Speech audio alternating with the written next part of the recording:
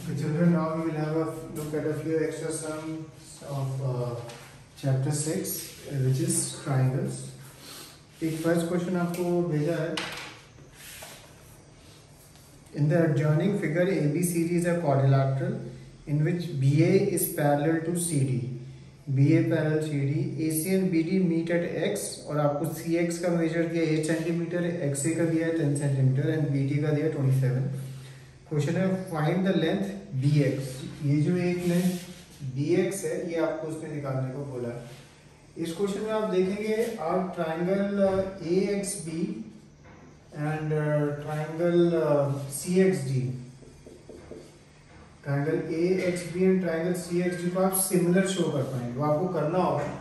आप देखेंगे क्योंकि लाइंस पैरेलल हैं तो एंगल्स हैं आपके पास एंड इस तरह से आप यूज कर सकते हैं. आपको मालूम है कौन से एंगल्स इक्वल होते हैं.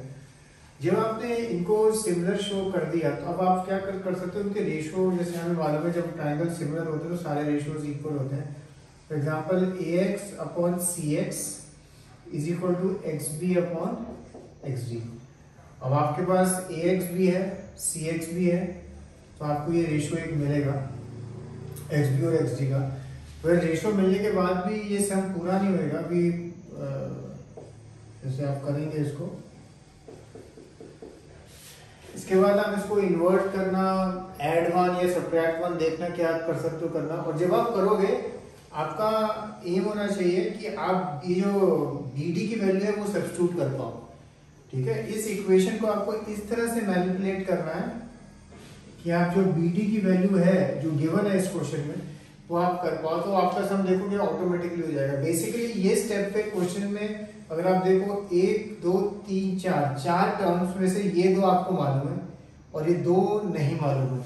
हमारा एम होना चाहिए कि इन दोनों में से जो भी आप मैनिपुलेट करेंगे कि एक टर्म BD आ जाए जिससे हम फिर आप BD की टर्म आप वहां सब्स्टिट्यूट कर सकते हैं. तो फिर 3 4 में से आपके पास 3 वैल्यूज होंगी और आप देखोगे वो जो एक अननोन है ऑटोमेटिकली आपका BX पे निकल जाएगा.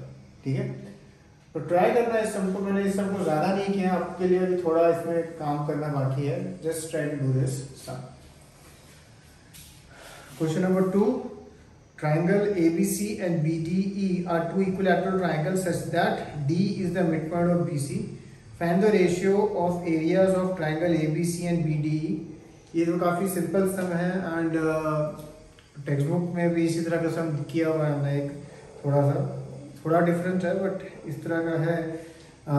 सबसे पहले आपको एक सेंटेंस जरूर लिखना है कि triangle ABC and triangle BDE are similar because equal triangle के सारे एंगल्स इक्वल होते हैं एंड साइड्स तो ऑब्वियसली रेशियो में होंगी बिकॉज सारी साइड्स इक्वल है.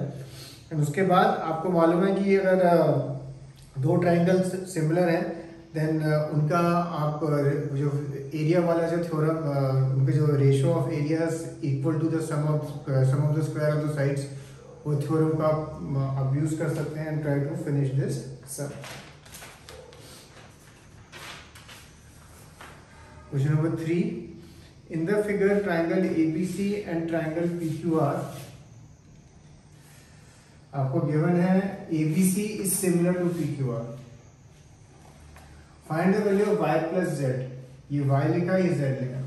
Now this is one of the simplest questions. It is in fact like that वो जो चैप्टर 2 का मुझे क्वेश्चन काफी बच्चे गलत करते हैं कि दो रूट दिए हुए हैं and you have to find the equation.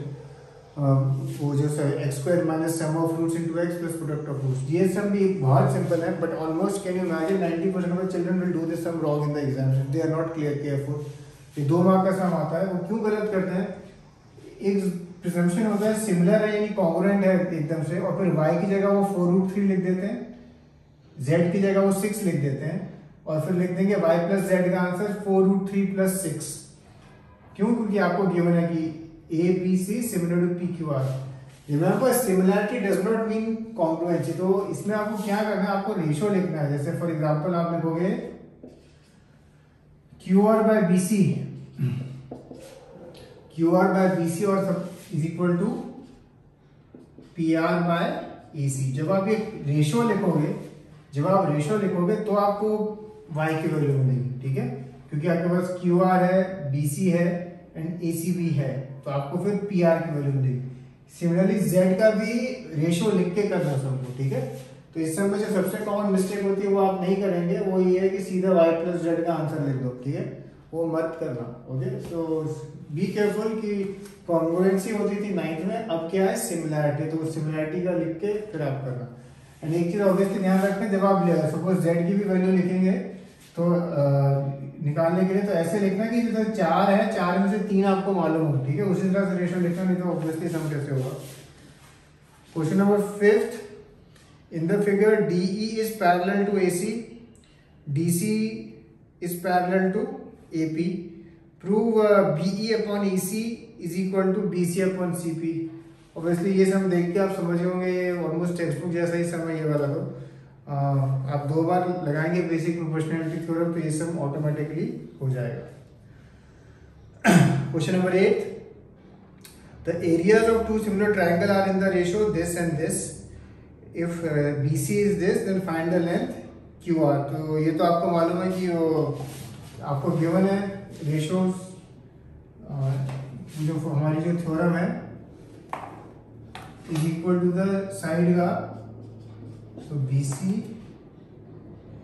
Upon आ गया QR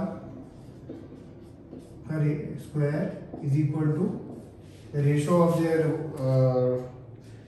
एरियाज, वो आपको गिवन है 9/16। यहाँ से आप इसको लेके जाएंगे तो सम ऑटोमेटिकली हो जाएगा। ऑब्वियसली यहाँ इसका रूट करेंगे आप, एंड BC आपके पास है तो QR आपको ऑटोमेटिकली निकल जाएगा। अब एक क्वेश्चन नंबर 9 देखते हैं, लिखा है in the figure ACB is a right angle at C, DE is perpendicular to AB। पहला बोलता है prove triangle ACB is similar to AED। ये आप देख सकते हैं, बहुत इजीली कर सकते हैं। आपने एक्सरसाइज 6.3 में शायद इस तरह का सम किया था, नॉट एग्जैक्टली सेम, बट अगर आप देखेंगे कि आपको इसी ए सिमिलरिटी से काफ़ी इजीली ये सम हो जाता है, बिकॉज एक एंगल आप देखेंगे कॉमन है एंड एक एंगल ऑब्वियसली 90 डिग्री है। अगेन जिस भी सम में मैंने आपको पहले बताया, इस तरह से लिख के दिया है आपको, prove ACB similar to AED। आपको अगर कंफ्यूजन होती है तो आप ये ऐसी 2 छोटी फिगर लिख सकते हैं यहाँ कहीं भी, और फिर आप बस चेक कर सकते हैं कौन से सिमिलर हैं, ठीक है। एंड आपका उसने नेमिंग करके दिया तो आपको नेमिंग का मिस्टेक का भी चांस नहीं है, तो ये बहुत अच्छा है अगर जिस भी समय वो ऐसे लिख के देता है। आगे बोलता है hence find the length DE and AE। Again इसमें आप ध्यान रखना है कि एक बार जब ट्राइंगल सिमिलर हो गए, इसका मतलब ये नहीं कि वो दूसरी साइड से इक्वल हो जाएंगे, इक्वल नहीं होंगे, वो सिमिलरिटी आपको जैसे रेशियो लिख के आपको वैल्यूज निकालनी पड़ेंगी, डायरेक्ट नहीं आएंगी। ये तो एक वो CPC से लिख दिया therefore all sides are congruent और फिर कर दिया, तो वो गलत हो जाएगा। सिमिलर है, कॉन्ग्रुएंट नहीं है। ऑब्वियसली इसमें आप देखते हो ट्राइंगल ACB की 2 साइड्स गिवन है 5 और 12, तो थर्ड साइड AB आप बहुत इजी निकाल सकते हैं यूजिंग पाइथागोरस थ्योरम। जब तीनों साइड आ जाएंगी ट्राइंगल AB की, उसके बाद आप इस सम को आगे लेके जा सकते हो। और एक चीज आप देखना इसमें, जैसे आपको AD गिवन है आपको एंड AD भी आपको गिवन है कितना 3 सेंटीमीटर है, तो उस हिसाब से आप रेशियो लिखना कि आप एक एक करके दूसरे ट्राइंगल की साइड्स निकलें, रेशियो आपको लिखने होंगे एंड फिर आपका ये सम होगा। तो जब ट्राइंगल सिमिलर हो जाए उसके बाद सिर्फ कॉन्ग्रुएंसी मत लिख देना कि भाई कॉन्ग्रुएंट है तो सारी साइड इक्वल है, तो नहीं, कॉन्ग्रुएंट नहीं है, सिमिलर है, तो आपको रेशियो करके आगे सम करना पड़ेगा। Okay, so be careful about that. Okay, so finish these sums.